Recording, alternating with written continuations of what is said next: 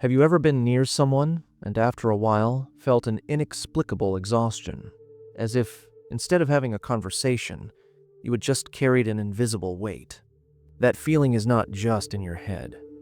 Carl Jung believed that our interactions go beyond words, involving subtle exchanges of energy, whether conscious or not.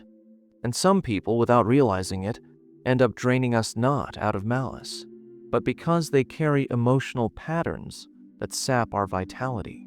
For Jung, every relationship is a two-way street where we exchange not only ideas, but also emotions and unconscious content. When someone drains us, it may be because they are projecting their own shadows, unloading onto us what they cannot handle within themselves. Or, on the other hand, that person might be triggering something we have yet to resolve internally, bringing to the surface insecurities and hidden conflicts. But how can we recognize when this happens? And, more importantly, how can we protect ourselves? Before exploring ways to avoid this exhaustion, it is essential to recognize the different types of energy vampires. Some drain us with constant complaints, others need validation all the time, and there are those whose mere presence already carries a weight that is hard to ignore. Today, I'm going to introduce you to energy vampires. So before we continue, go ahead and subscribe to the channel, relax, and enjoy the content. Think of someone who always seems to carry a gray cloud over their head. You share exciting news, and their response is filled with pessimism. "Oh, but that won't last." Or, "Good for you, because things never work out for me." Gradually, the conversation stops being a shared moment and turns into a minefield of complaints. When you say goodbye, you feel heavier than when you arrived. This happens because emotions are contagious. Just as a smile can brighten a room, negativity also spreads, draining the energy of those around it. Now imagine another type of emotional vampire, the one who always needs support but is never there when you need them. It could be that friend who only reaches out during a crisis, expecting you to solve their problems. Or that relative who monopolizes conversations with their own frustrations, never showing interest in how you feel. You give advice, offer help, but nothing is ever enough. In the end, the feeling is exhaustion, as if you're carrying a burden that isn't yours. Jung would say that these people project their insecurities onto you, expecting you to do the emotional work they refuse to face. And then there's a more subtle but no less draining type, the presence that feels heavy without saying a word. Some people enter a room and, without needing to speak, create an atmosphere of tension. You feel like you have to walk on eggshells, as if there is something unspoken in the air. It could be someone consumed by resentment, by repressed frustrations, or simply someone who hasn't found peace within themselves. Even without realizing it, you adjust to that vibration, trying to balance an invisible discomfort, but the cost is high. Your energy fades away without you even knowing why. What happens when we spend too much time around these people? We may end up getting used to the weight, thinking it's normal to live in a constant state of exhaustion, without realizing that we are being drained. Little by little, the vitality that should be available for our own projects and well-being is siphoned away as we try to manage the emotional chaos of others. The danger is that the longer we stay in these interactions, the more we internalize this burden. If we're not careful, we might start replicating the same pattern, carrying a weight that was never ours to begin with. If you spend too much time around negative people, you will inevitably start reflecting that negativity. It's like being in a smoke-filled environment. Even if you're not the one smoking, you'll end up inhaling the toxins and leaving with the smell clinging to you. Our minds work the same way. When we are surrounded by complaints, pessimism, and emotional demands, we begin to absorb these influences, and they start shaping how we think and respond to the world. Beyond the emotional impact, there is a clear biological effect in this process. Research from Stanford University indicates that constant exposure to emotionally exhausting interactions can increase cortisol levels, the stress hormone. This imbalance directly affects memory, sleep quality, and even the brain's ability to regulate emotions. That's why, After spending time with certain people, you might feel drained even without any physical exertion. Your body is constantly on high alert, as if it's always preparing to deal with a problemen when that problem isn't yours. Over time, this can lead to symptoms like persistent anxiety, difficulty concentrating, and even physical symptoms such as frequent headaches and chronic fatigue. But there's something even more dangerous. When you get used to this toxic environment, you might lose your connection with yourself. Slowly, you start shaping your behavior to avoid conflict, giving up your own desires, and slipping into an emotional survival mode where your decisions revolve around other people's needs. This is exactly what happened to me at a certain point in my life. I had a group of friends where, without realizing it, I took on the role of the problem solver. Whenever someone was going through a crisis, I was there listening, advising, helping however I could. But I noticed that while I was exhausting myself trying to ease their burdens, no one seemed to notice when I needed support. The relationship was one-sided, and I couldn't see it because I was stuck in the belief that it was my duty to always be available. It was only when I started distancing myself that I realized just how much this dynamic had been draining my energy. Setting healthy boundaries is one of the biggest challenges for those who feel their energy being drained by others. That's because, often, we grow up believing that saying no is rude, selfish, or even cruel. From an early age, we are praised for being helpful, understanding, avoiding conflicts, and always being available. Over time, this pattern solidifies, and we end up taking on emotional responsibilities that aren't even ours. The result? A silent exhaustion, where we keep giving away small parts of ourselves until, one day, we realize there's no space left for who we truly are. The truth is, setting boundaries doesn't mean becoming cold or indifferent. It means recognizing that your energy has value and that not every demand for attention needs to be met. Jung said that the process of individuation, the development of an authentic identity, requires us to learn to stand our ground. But this process isn't easy.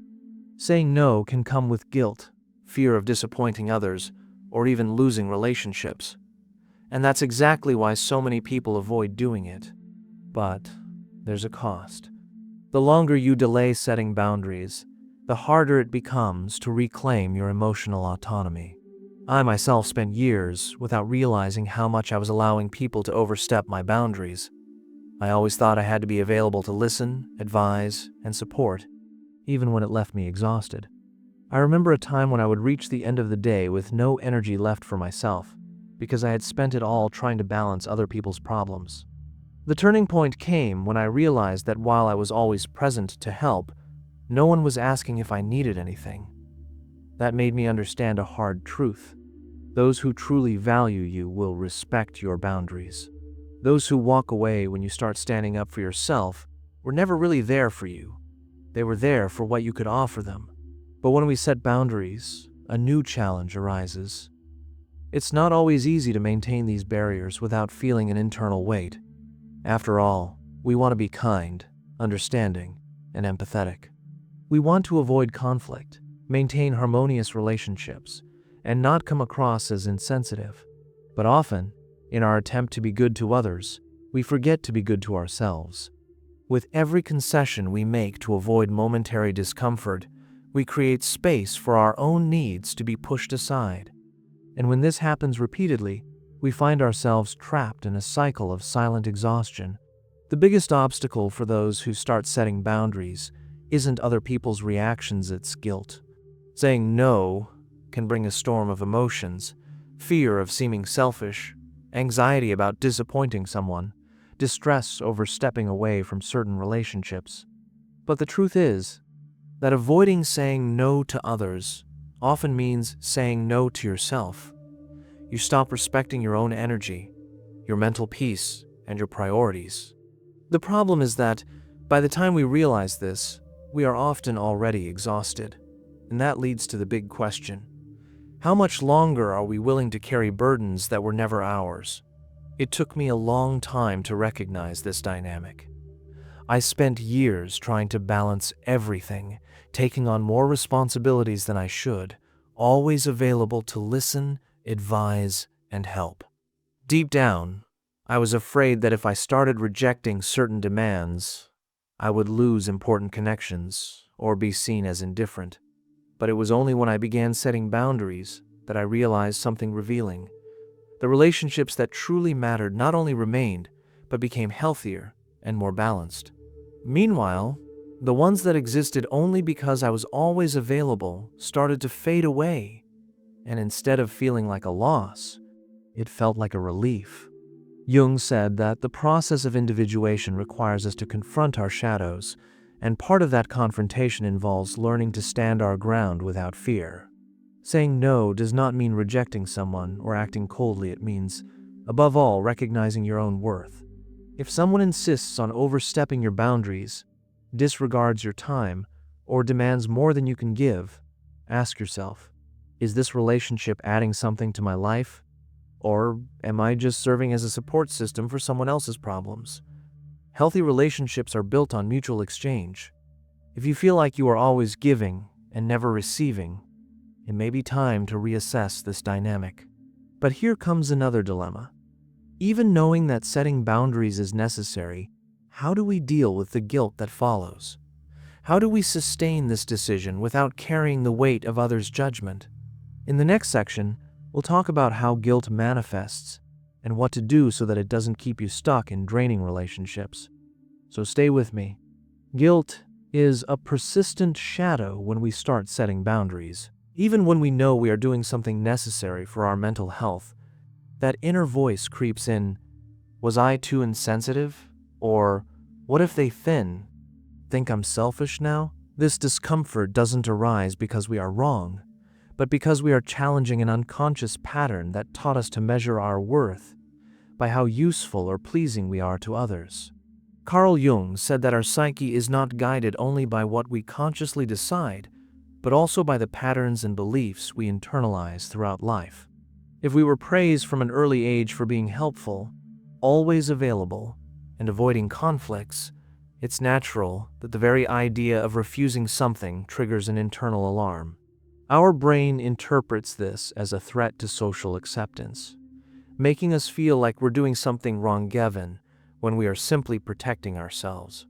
But here's something important. Guilt usually doesn't come from actually hurting someone, but from breaking away from an old and familiar behavior. Imagine someone who has carried a heavy burden on their back for years, and one day decides to put it down. At first, there is relief, but also a certain uneasiness if something is missing. That discomfort is the process of adjusting to the new.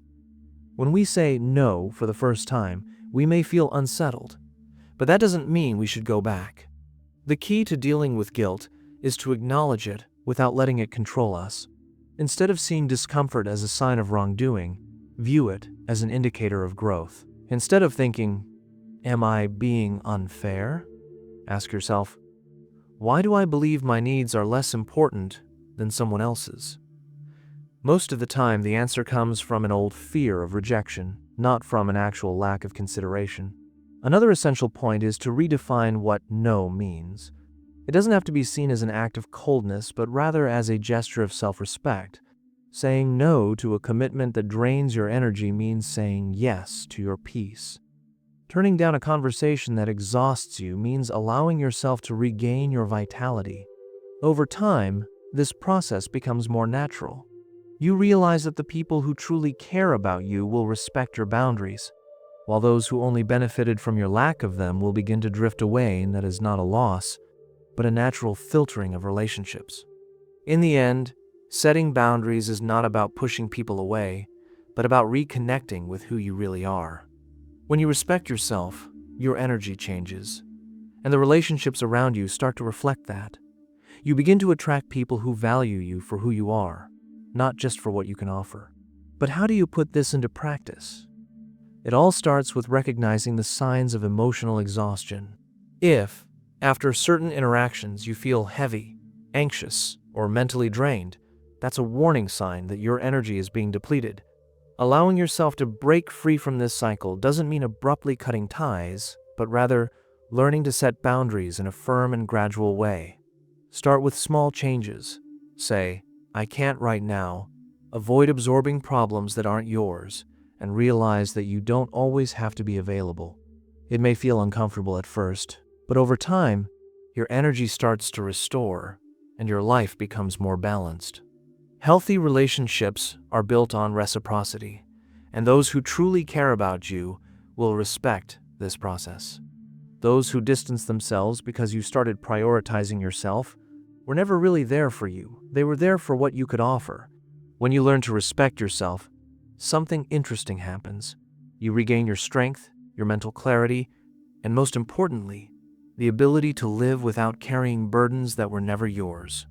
Jung said, "No one becomes enlightened by imagining figures of light, but by making the darkness conscious." Facing this guilt is part of that process. Learning to endure the discomfort of prioritizing yourself is one of the most important steps in building an authentic life. Now, I want to hear from you. What kind of boundary do you need to set today? Have you ever noticed someone draining your energy? Leave a comment and share your experience. If this video helped you, don't forget to like and subscribe to the channel for more reflections like this. See you in the next one.